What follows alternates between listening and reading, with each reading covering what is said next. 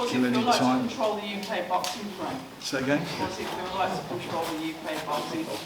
I don't know, you'd have to ask the boxing rule to control that one. It's a good night though, wasn't it? Good fights, good, well, most of the matches were well, with good matchmaking. Good fights. What do you think of Derek there, Frank? You know, what did I think? Sum it up, that performance, and what you thought of Wallin's performance as well. It wasn't what I expected it to be. He actually, as soon as that first bell went, he jumped on Otto and closed him down, and he started finding a rhythm. And I thought early on in the fight he was controlling it a bit. I believe if he hadn't kept switching from orthodox to southpaw, he'd have stayed, I think, as orthodox. I think he may have stopped him because he's moving one way all the time, going clockwise, and where he was switching and sometimes catching with the left, he was moving away from him. Whereas moving that way with the right hand, I think he would have, I do genuinely believe he would have stopped him. But it wasn't to be, and the last couple of rounds as well, when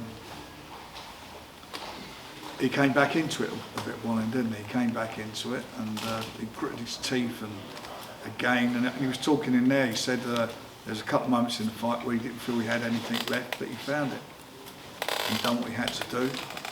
I thought when he knocked him down, that delayed action, that was a bit of a thing, and he got up, and I thought it was a bit fierce what the referee did in stopping the action, because he wasn't throwing punches back, and I think that may have let him off the hook. But anyway, that happened, and he showed, as he always does, Derek. He fights to the last 10 seconds, knocked him over again, and that was it. So it was an amazing performance from a 41-year-old guy who I've had my ups and downs with, and it's 18 years now. 18 years since he had his first fight. It was in February 2007, and it's been an amazing journey for him. And tonight, the fans, I mean, no matter what anyone's view is of Derek, the fans love him, and they loved him tonight, and they got behind him, and I think they showed a lot of appreciation for what he does, because every time he fights, he gets out of that ring and he has nothing left. He gives everything in the ring, and I think they know that and appreciate that. What is a legitimate final fight for him? I know he held up the 3 posters and he said he'll do whatever he wants, but... What is a legitimate fight? He just won the Eliminator for the IBF title.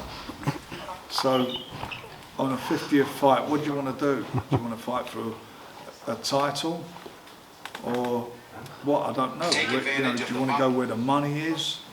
That's his choice. Look, boxing's a dangerous business for any fighter, especially when you get to his age. And you know, it might upset him. I hope he doesn't, when he gets to 50 fights, say I want a 51st and 52nd, because I think, you know, this stuff does catch up with you, there's no doubt about that. And I just want him to, you know, he's achieved his dream of having 50 fights, and that's it. But what the fight's going to be, at this stage, I couldn't tell you. Frank, how surprising was that performance to you? I know when Dell's fight was initially getting announced, it wasn't for Otto Wallin, it was for Big Baby Miller, completely different style. And then all of a sudden you get this tall, rangy southpaw in who's only lost to Fury, Joshua. Was tonight a bit of a surprise with how it panned out? No, not really. Because not for me, it wasn't, because I mean, actually, I felt Otto would give him quite a few problems, and he negated a lot of that, certainly early on in the fight. Derek will always have fights like this now because he's got older, and that's why he fights. He's got skills. I mean, you know, when you look at him, the way he rolls in, he comes in low, he tucks himself up. He doesn't get caught that much. He's obviously the amount of fights and the ages. If he doesn't know now, he's never going to know, is he? What he has to do. But I thought he done well, and as I say, you've got to remember where he's coming from and his age. It's just amazing. You know, boxing is not an old man's game. It is it's for younger fighters. but I've got to take my hat off to him. I told him a couple of years ago to retire, and said publicly he should retire. Frank, when you saw the court and the doctor went to the ringside at one point, were you worried that the fight could potentially have been called off with that particular call? What, for the cut? Yeah. I mean, it's not. If it had been called off, it had been called off. Nothing we do about it. I mean, the corner done a good job on him. A couple of times, he's very smart also. A couple of times in the fight, and the referee, he pulled him up on it once, but he was putting his glove on the inside of his glove and pulling him onto it and whatever, trying to make the cut worse. But he didn't have one cut, he had 3 cuts. He had one here, one under there and one above. So they were quite bad cuts. Frank, just a word on Nathan Heaney, a shock loss tonight. He looks, as the fight started off, he looked quite composed, and his jab was going well, but he just lost that composure and paid the price. The last 2 rounds of the fight, you felt that he was that much away at times from getting stopped, getting caught, and he eventually did. Frank, what do you do with Zach Parker now? Obviously, Zach Parker. What do you do with him next? Obviously, the Willie Hutchinson fight now. But well, he was hampered by that bad cut. I mean, he had a terrible cut. In fact, I was surprised the referee never stopped that. I mean, it's bleeding all the time, wasn't it? But it was what it was. He's got to see what his options are.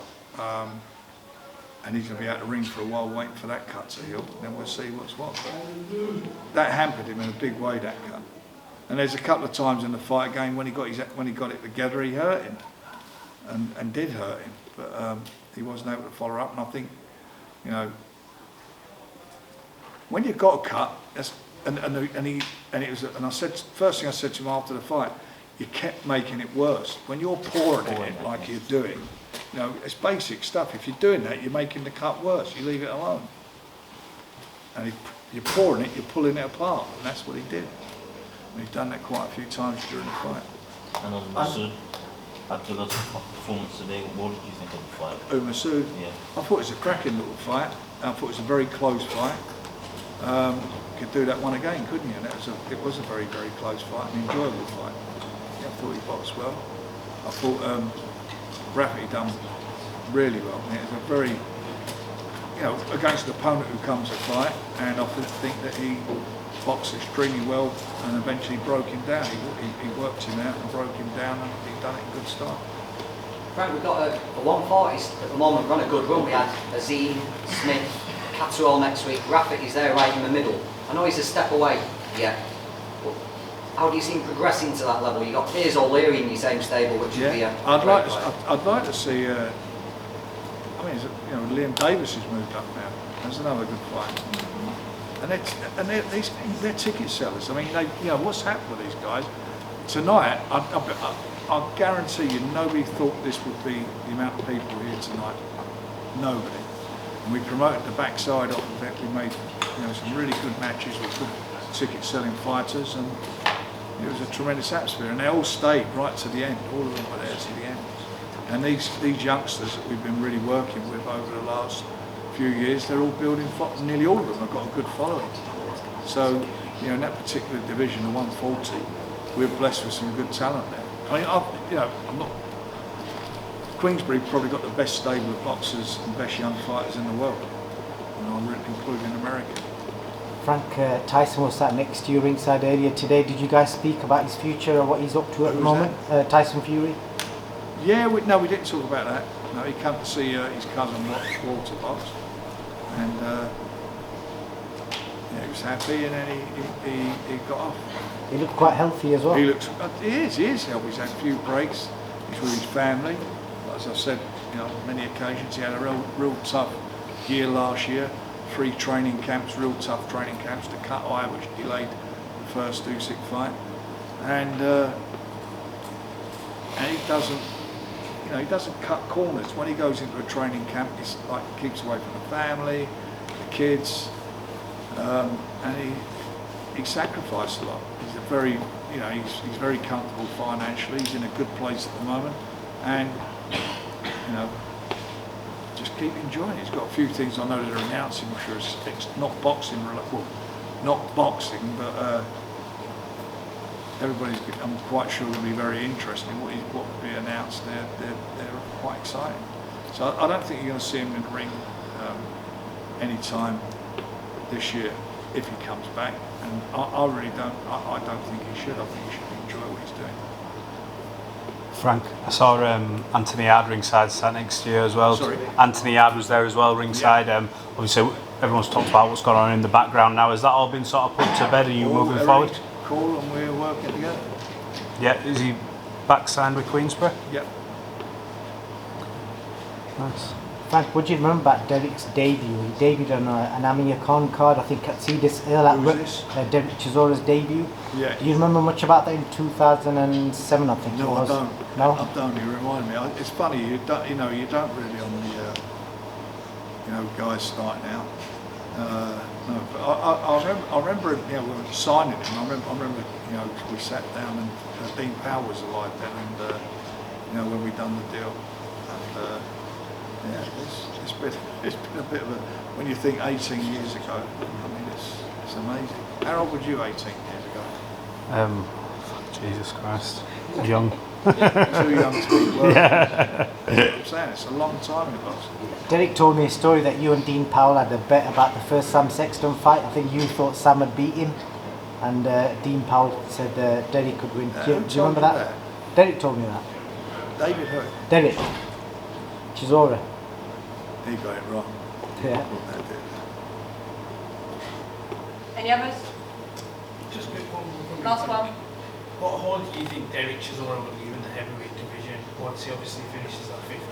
What do I think? What his legacy? Yeah, in terms of the hole in the heavyweight division, what do you think he'll leave once he exits at 50? No, he's a guy who's fought everybody. He's fought everybody. Everybody's got in the ring with him. He's given everything, as I said earlier. And it's a funny thing, the best judges of this is, not so much me or you, it's the fans. And you heard them tonight. They loved it. They come out and they got behind him. So, his legacy, fans' favourite. No doubt about that, fans' favourite. And as I said earlier, give everything. Win or lose, gave everything in the ring.